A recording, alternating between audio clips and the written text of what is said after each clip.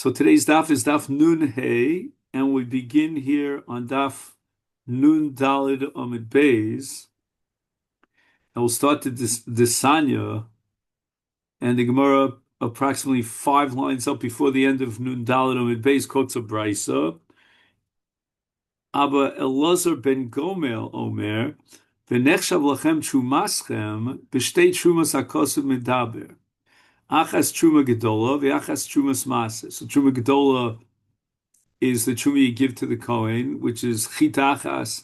According to the Torah law, all you need to do is give chita achas. And then we have trumas maser, and trumas maser is the truma that the Levi gives from his maser, and he has to give 10% of whatever he receives to the Kohen. And until now, in the sugya here on Daf Nun Daled, we've been assuming that the Levi has to give exactly 10%, but now we have a brisa in the name of Abba Elazar, Kshem shetruma gedola nitelos ba'omed, ubemachshava, kach trumas maser nitelos ba'omed, ubemachshava. So the concept of omed means that you don't have to give it precisely that amount. And the concept of machshava, Rashi quotes the Gemara in Shabbos, nosein enov b'tzad zeh v'yochel mitzad acher.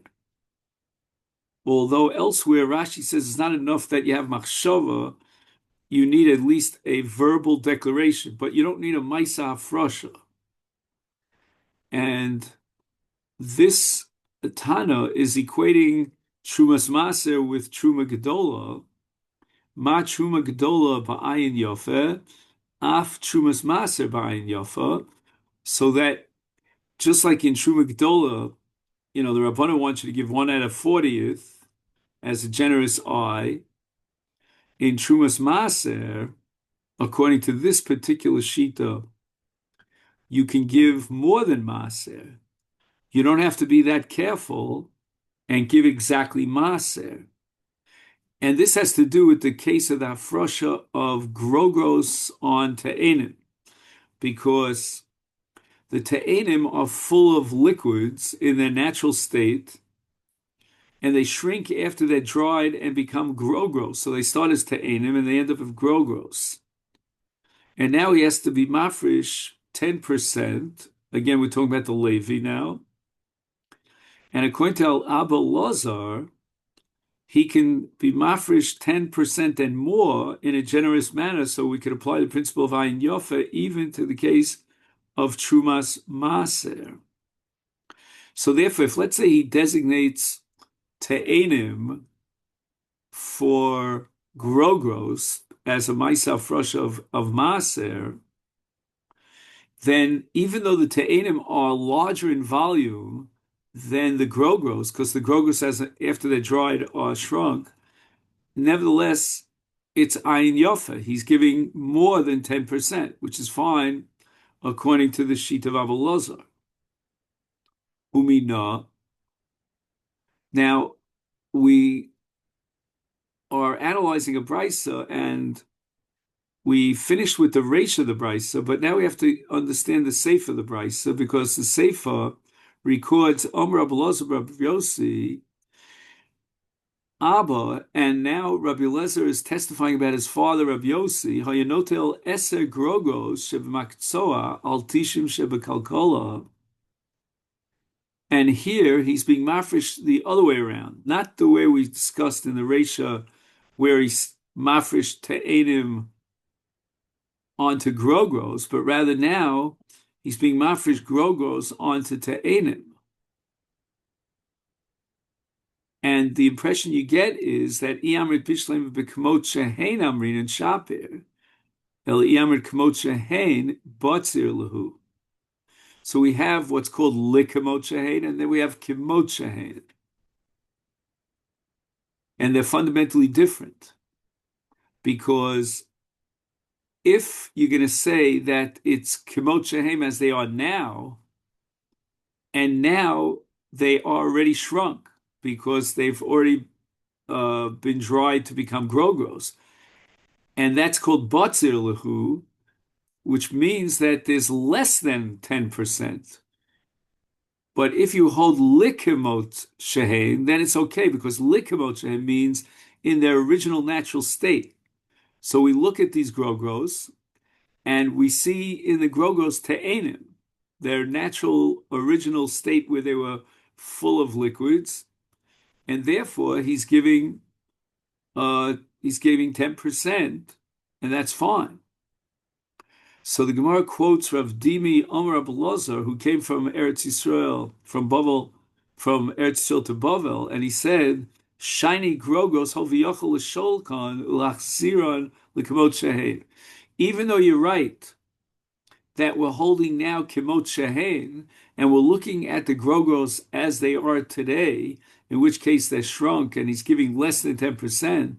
But the answer is based on a tradition that is attributed to Rabbi Lazar, that we care about the fact that he could reverse the process by cooking these grogros, even though they were dried, and now through the cooking process, they absorb the liquid and they're back to where they were originally. And we could be mafresh now as if they were te'enim, even though right now they're grogros. And that leads us to Tana Rabbana, which means that now the Gemara is going to quote a brisa, and the Gemara is going to give us the hekef, the circumstances under which a person could be mafresh chumas masros, either in one direction or another, either from natural te'enim onto grogros, which is less of a problem because that's being generous, or the reverse, he's being mafresh grogros onto te'enim, which is a problem unless we apply this principle of Rav Dimi in the name of Rabbi Elazar, that we look at what could be done and you could reverse the process. Tarmin te'enim ala grogros. So far we're okay because, as we said before, te'enim are much plumper, the volume is greater. But the brisa qualifies it. B'makom sheregilim lasos te'enim grogros. And it depends upon the local custom, so that many people in that area will convert fresh figs by putting them into the sun and drying them into dried figs, which are called grogros. And therefore there's an advantage here to grogros, and that's why the custom was to make them into grogros, because te'enim in the natural state will only last a very limited time. What we would say in modern parlance, have a limited shelf life, whereas grogros could last forever. Now we have the reverse case. He wants to now be torem grogos onto te'enim. And there the Bryce establishes that afilu b'mokv sheregilim lasos te'enim grogos, it doesn't matter. Even though they make te'enim into grogos, but right now the present state is that it's te'enim. And the volume of te'enim is greater than that of grogos. So the Gemara says, Amar Mara, let's look at this Bryce. Tormim te'enim al ha-grogos v'mokv sheregilim lasos te'enim grogos. So the Gemara is now medayik. B'makom sheregilim in, b'makom she'ein regilim lo.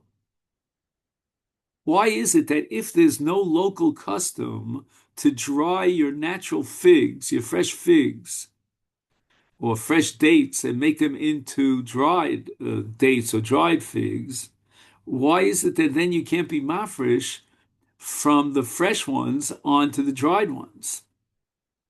So the Gemara asks, Heichidami, what's the case? Ideika coin, if there's a coin available, then why should we be worried about te'enim? You're worried about the fact that te'enim have a very short, limited shelf life, but there's a coin right here. So therefore, just simply give the Trumas Maser over to the Kohen. You don't have to worry about the fact that with the passage of time, until you find a Kohen, it'll get ruined. You have a Kohen. And therefore, Mokum Shein Regim Amai Lo Vatnan Mokum Sheish Kohen Torim Min Yofer. So therefore, there's no problem here of taking the Te'enim and being mafresh them onto Grogros. Elipshita, then by process of elimination, we have to talk about a case of the Leka Kohen, that there is no Kohen. Now, if there's no Kohen, then you have to have long-lasting figs, which could only be the dried figs.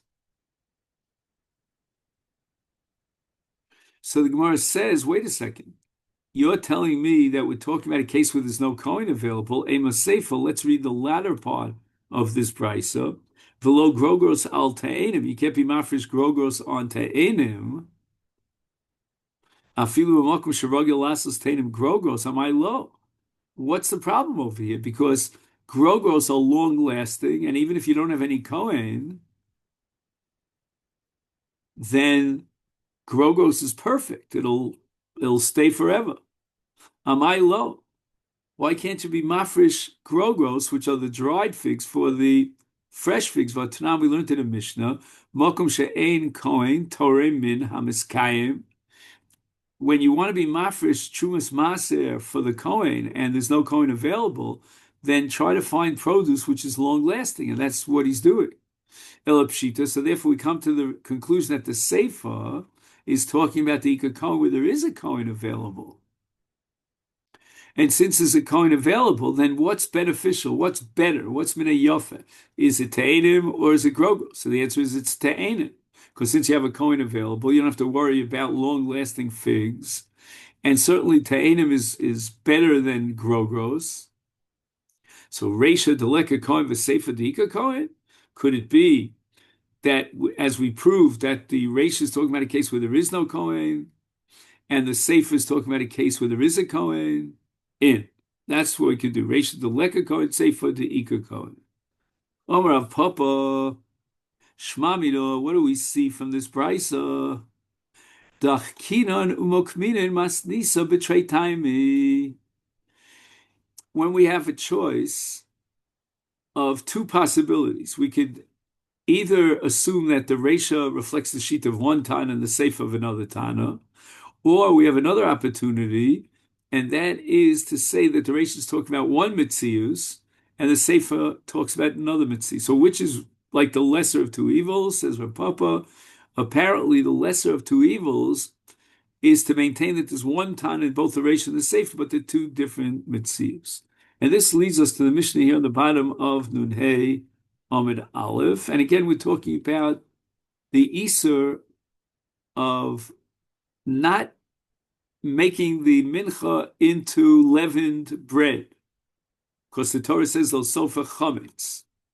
So the Mishnah says kol menachos niloshos b'psharim poshrim, but mishamrim shel yachmitzu. In other words, the perfect kind of process of leavening is with lukewarm water. And that's because boiled water will scald the flour, and whereas cold water will yield a lumpy dough. Lukewarm water is the best of the best. It produces a smooth textured dough, and therefore you have a hidur mitzvah.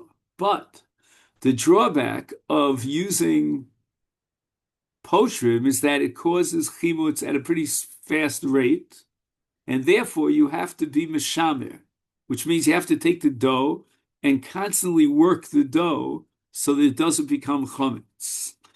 Im hichmitzu shireha over belosas. The chiddush of the Mishnah is that the losas of not making the mincha into chametz applies not only to the kometz, but even to the shirayim of the kometz, that which is designated for the kohen.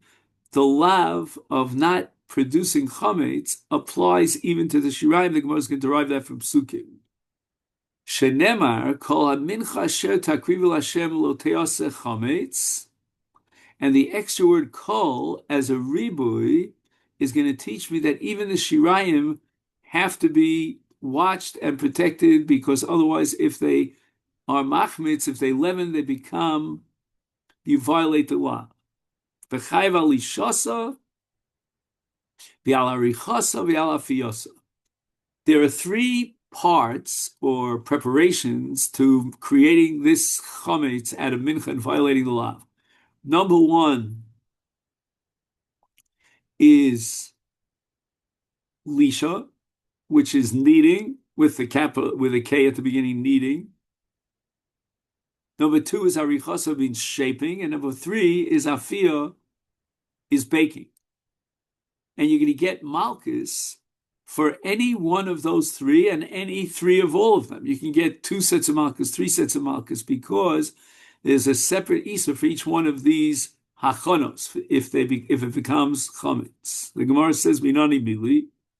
How do we know that there's a lotase that tells us that you're not allowed to make the mincha into chametz? Or Reish Lakish is going to be very problematic. The Amar Kra lo se'afa chametz chelkam. So now we're trying to establish that the Iser Chametz applies even to the Shirayim, which are designated for the Kohanim.